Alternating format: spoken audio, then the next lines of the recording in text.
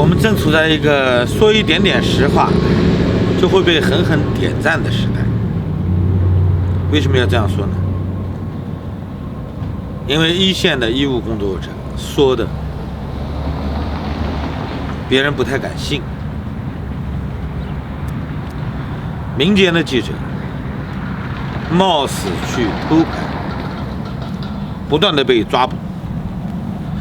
有一些在前线的记者发回来的信息，因为比较混乱，甚至有一些相互矛盾的地方，那么中央媒体说出来的话，大家都不太敢信。难得有一个权威，是吧？中国工程院的副院长，中国医学科学院的院长王晨院士，在武汉发表了自己的观感。针对新华社对他的采访，他是这样说的：他说，许多人无法得到救治。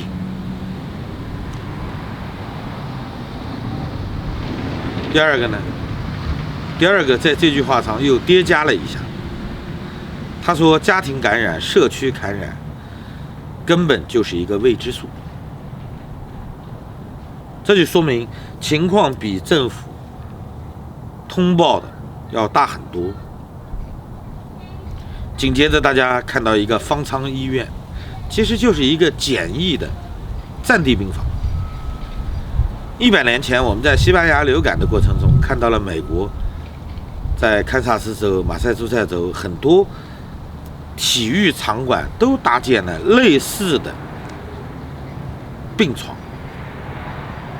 按照王晨院士的说法，因为他是搞呼吸科或者说呼吸危重病人抢救的，他说的倒是比较专业，其实也很实在。他说，把轻症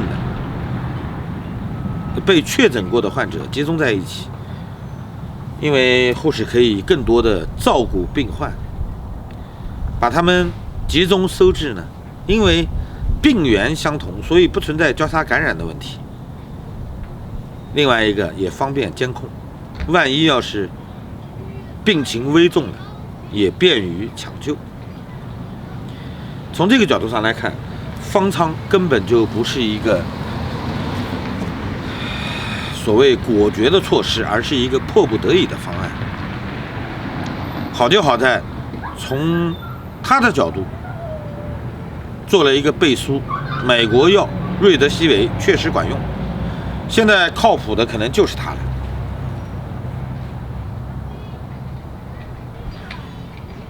那么现在预测拐点太早，因为没有数据支撑，全国的形势一派严峻。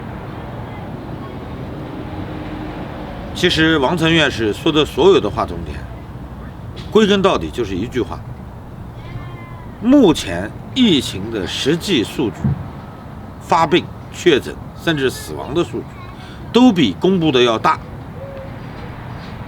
从这一点上来说，大家应该感谢他，在这次疫情发展的过程中，说实话的人不多，有公信力的人太少。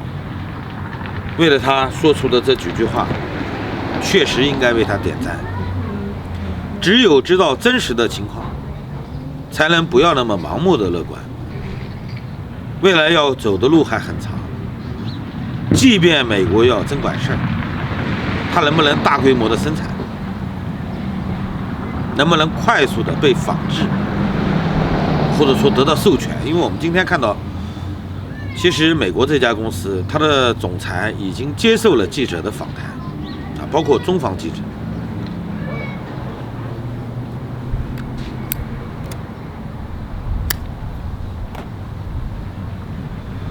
针对武汉病毒所抢先注册在中国的针对新型冠状病毒的专利，他是这样说的：他眼里只有病患，没有考虑专利。我们应该知道，如果说这款药真的有用，它在中国的普及就是一个时间的问题。现在许多重症患者要的就是时间，因为中国政府，无论是武汉政府还是湖北政府，全国几十个已经被分层的城市，到底被感染的人群有多少？如何救治呢？那么如何发放救命的药？这都是一系列的行政管理方面的问题。现在不能过于乐观，但是呢，并不是没有方法。我们知道，面对重大的烈性传染病，我们除了自己的抵抗力，就是要保持信心。因为除了信心以外，我们什么都没有，我们只能指望外部世界，指望医学专家通过他们的努力来帮助病患。现在我们都知道，真正能指望得上的，还是相对比较具有人道主义观点的这些医生，而不仅仅是蜕变成商人的武汉病毒所。